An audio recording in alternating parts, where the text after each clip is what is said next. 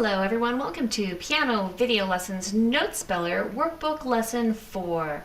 These lessons accompany the workbook found at PianoVideoLessons.com, and all materials found in these lessons are available for print at the website. So just hop on over there to print your own copy.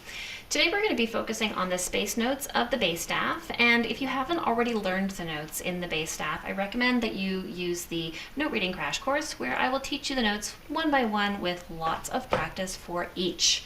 But since you already know the space notes of bass staff, today we're just going to get right into the meat of the lesson. So for a quick review of the bass staff, we can see that there are 4 spaces in the bass staff with a note in each. Here we have A, C, E, G, Ace, G, or if you prefer a mnemonic sentence, you can use all cows eat grass. I personally don't prefer sentences, but that's just me. So now to find those on the piano, you're going to see that just as in the treble clef, notes and spaces move by skipping a piano key. So here we have A, C, E, and G. What I want you to do first is practice playing these notes on the piano. A, C, E, and G. And you'll see that they're just below the middle C because they're in the bass region of the piano. Bass meaning lower notes. Treble, of course, meaning higher notes. So let's just turn the page and begin the lesson. So the first thing that you want to do is really reinforce the locations of these notes on the piano. So here they are, A, C, E, G. Play them over and over, A, C, E, G. Get really familiar with those, moving from bottom to top, and really create a strong understanding by saying the name as you play the note. You could even do them backwards, G, E, C, A. Those are the space notes of the bass clef. The next thing that you can do is look at these notes while you play them. So looking here, see A, play and say A. C, this is the second space. E, this is the third space. And G, this is the top space. Now you can use your pencil to connect these notes to their keys here on this chart. So using my pencil, I'm just connecting each one and trying to remember how they each look. A, C, E, G. You could also color code these if you had 4 different colors of marker or color pencil.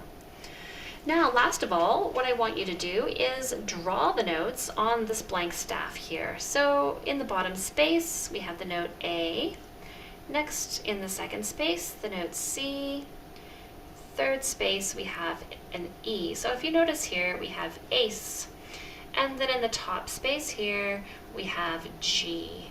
So just as we found an ace in the treble staff, we have found an ace in the bass staff, also in the space notes.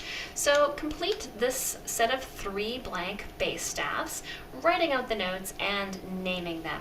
So hopefully you're coming with a really strong association with each of these notes. And I've said it in the other lessons, but it's important that you look at the note to see it, say the name to say it and hear it, and then play the note to feel how it feels on the piano, so that we're really giving our brain a lot of information. And then because we've given it so much information, it's building associations, which is one more brain step, which is building solving a puzzle.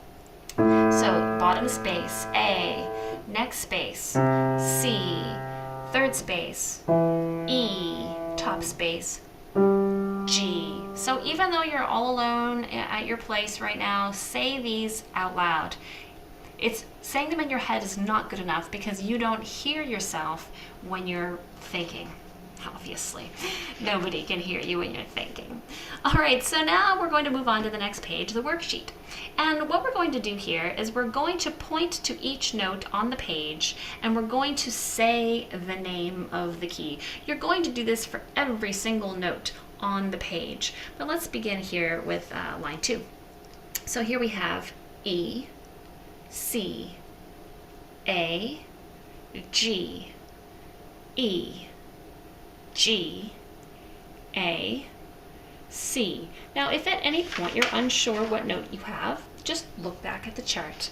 Continue doing this down the entire page. I'm guessing that by the time you get to the bottom, you're really going to have these very quickly without too much thinking and without any looking back at the chart. But if you still need to check the chart, that's okay. But please do it again until it's very automatic for you to name these notes without hesitation.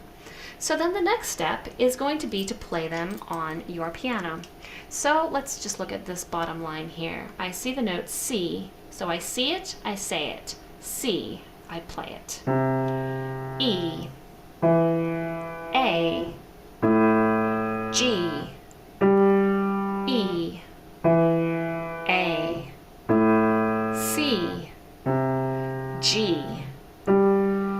So again, you'll do the entire page saying each note and playing it on the piano, checking back to see any notes that you're unsure of. And if you weren't able to finish the page with confidence and no hesitations, then by all means do step 2 again by playing these notes and saying their names on the piano. Now step 3, this is sort of just an extra step. If you've done a really good job on steps 1 and 2, this is going to be a piece of cake. All you need to do is write the names of the notes on the sheet. And there, of course, is an answer sheet that goes along with these worksheets so you can check your answers. But I'm sure you won't need to because you'll know it so well at that point.